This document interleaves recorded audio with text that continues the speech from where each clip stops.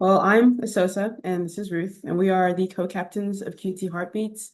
It is really good to be back, in the sense where we're actually have something to talk about. We're not just like watching, because yeah, it's our second year, and we managed to wrap up last year pretty well with going home with the Best Newcomer Award. So pretty psyched about that, and pretty keen for what the year holds. So for our team structure, we typically, well, we barred our like no, we looked at Bath and what they did, and we're like, oh, we're gonna do that because that's smart.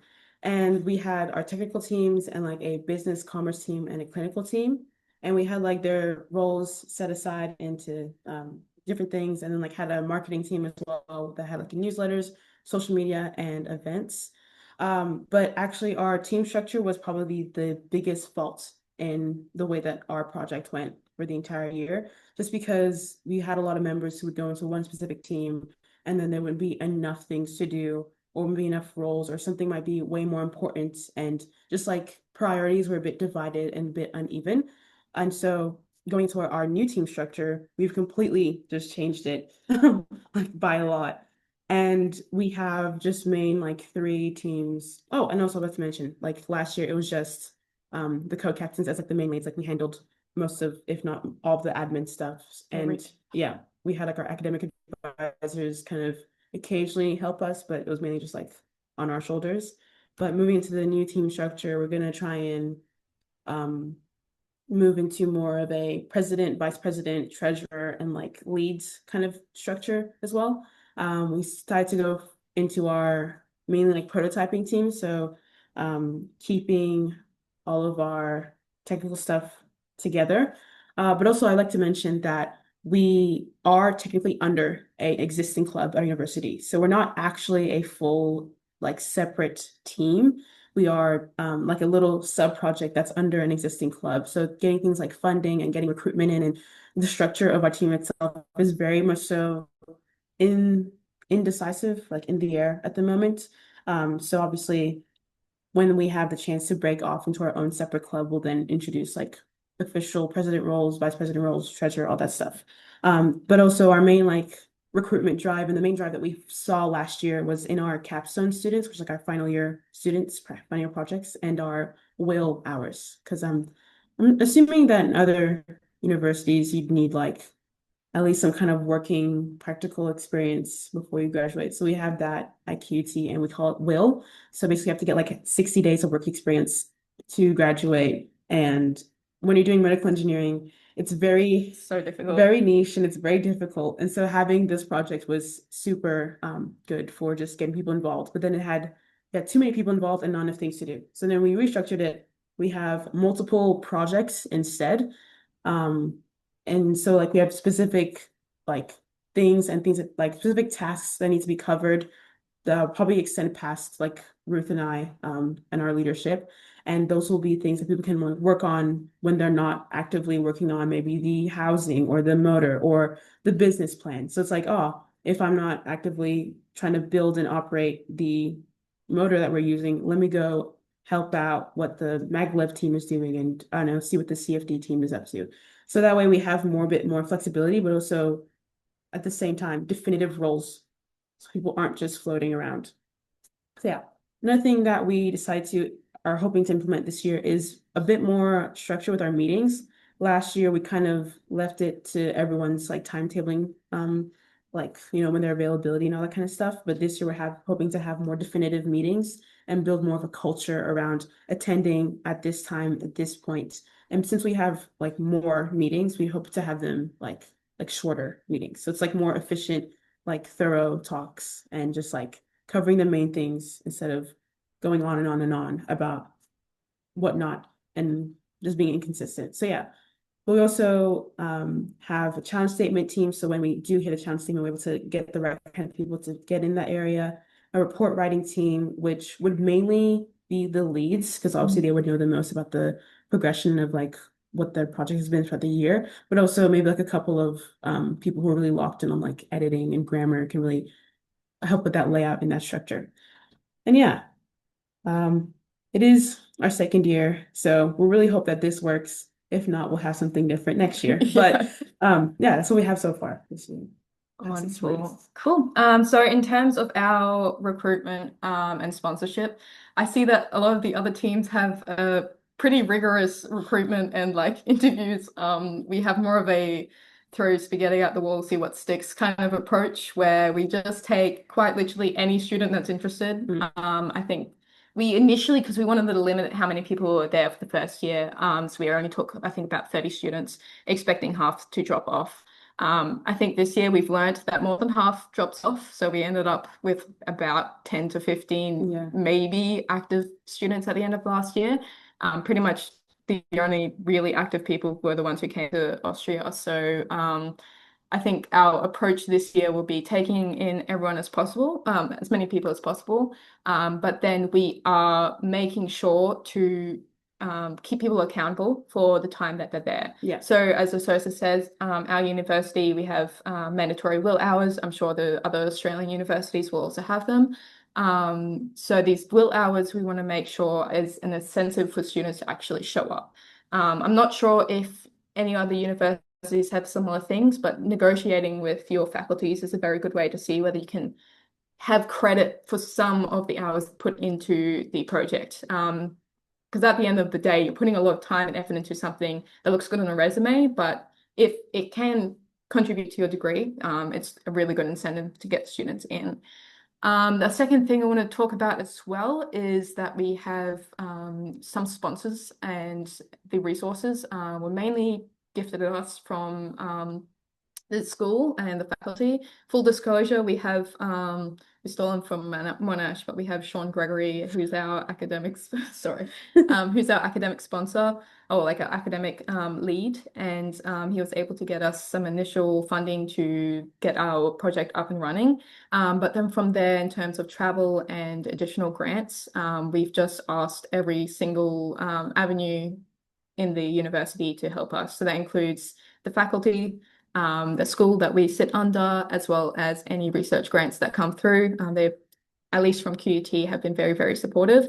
And also, at the end of the day, you don't know unless you ask. Just ask around. People will be willing to help. And if they can't help in monetary aspects, they can help in getting lab access in space. So you actually have like a room to have your meetings, that kind of thing as well can be really, really beneficial. And I think that's pretty much it for this slide. And I'll head over to the challenges. So our primary challenge last year were the Houdinis who decided to just not show up. So we also had a little bit of project stasis, which was mainly due to a lot of the preliminary report and the final report, and this year, unfortunately, this year's finals are all right in the like our final week of school, like of uni. So that's when all the assignments are due. Capstone students have everything that's like they're hanging on for their dear life. So it's a little bit difficult to get everyone to come in and actually contribute during those tough times. So we tried to come up with a solution of having a lot more meetings to keep people accountable. But in doing so, obviously with these meetings, you want to make them short and sweet. And we've decided to restructure the team so that maybe you'll have 3 meetings a week, depending on what position you're in, but we're keeping them to like 20 minutes max to like, what are you doing? How are you doing? What do you need in terms of support? And then taking that up to the next leads to talk about it further. We also, unfortunately, like all teams, I thought it's best to mention it is a bit of a sensitive topic to some degree. There are interpersonal challenges that people will come across, and it's not really spoken about when you're getting into these roles. Asosa and I had to do quite a bit of learning very quickly in terms of creating like a safe space so people are comfortable talking and bringing up any challenges they may face, whether it's technical wise or with other people. So this is all kind of summed up in a solution of we wanted to this year make sure we fully outline a team charter or code of conduct. We've used the university's code of conduct. We've taken that and we've edited it to fit our club. In that is the expectations of student engagement. So how many hours we expect them to be here for if they're not there for it, if they don't communicate them being unavailable. we give them one heads up, and then otherwise they're just next after that. So after that, we also have for interpersonal challenges, we also have respect and safety modules involved. This is just to keep everyone accountable, and very much, as said before by one of the other teams, we try and keep all communication over Teams, as this sits underneath our university, and anything under Teams can be taken as full recorded evidence if there is any disagreements or any further follow-up from students and outside bodies as well. So it sounds very ominous, but it is kind of one of those things you need to think about, just in case, like if everything goes really, really bad, how do you kind of come back from it? So yeah, I think that was the primary aspects here you wanted to talk about. I can't remember if there's another slide. Yes, there is. Oh, there is advice. So I think what we learned very quickly from last year is that we really needed to set the expectations early. For that, we're coming up with the code of conduct, or the charter, as this kind of is a very solid bunch of rules to follow. This is mainly also for teams who are just taking anyone and everyone at once. I'm sure if you have a recruitment process, onboarding, it's much easier to filter. But for the advice, we also have the reaching out to your uni and faculty.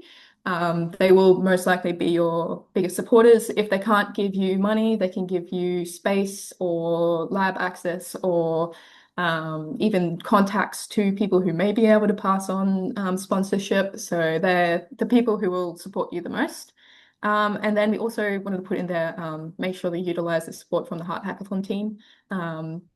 They're there to help. I mean, we've had a lot of help going to the seminars and the different talks that were through the year, and also being able to reach out to the other teams as well when we have like those kind of like one-on-one conversations has been fantastic. So thank you, side note, thank you, CBU. Yeah. You guys helped us a lot last year. And then we also wanted to note, have fun. Like, we are here in our own time, volunteering our time to put towards this competition. At the end of the day, it is a wonderful experience to learn and to grow as an engineer, but also in terms of your soft skills as well. So yeah, I think that's it. It's a bit cheesy note, but yeah. Nice. So what's the decision for moving forward with potentially becoming a standalone student club? Yeah, so I can speak on this because I was both the captain of Heartbeats, also of Heartbeats last year, and also the president of the club. So I had a little bit too much riding on my shoulders last year in terms of responsibilities. But essentially we have FOAM, which is our Fellowship of Medical Engineers at our university. It's basically just the student club you have for medical engineering. And then within that, we have Heart Hackathon. So FOAM has their own sponsors. So Engineers Australia, Cook Medical, which are some of the primary like sponsorships that we have access to in Brisbane. However, we don't want to cross the sponsorships between Heart Hackathon and FOAM, as that kind of gets difficult with our record keeping and our fund keeping as well. So I think for moving and splitting off as our own team, we're able to get our own sponsorships. But also on top of that, we're able to get our own grants through the faculty and through the different pathways we have for funding at our university. The one thing is that to have a standalone club, you need to have an established president, vice president, treasurer, and secretary. So that's what we're hoping this year, is to set that up within Heartbeats and then within FOAM. So we're prepped, and then maybe even next year we'll be able to split off and become our own team. It's very much like we have motorsports at our team. I'm sure most unis also have it. I'm pretty sure they started off under mechanical and then they split it off to become their own team. So we're very much trying to emulate that with our team as well. Awesome. Thank you very much.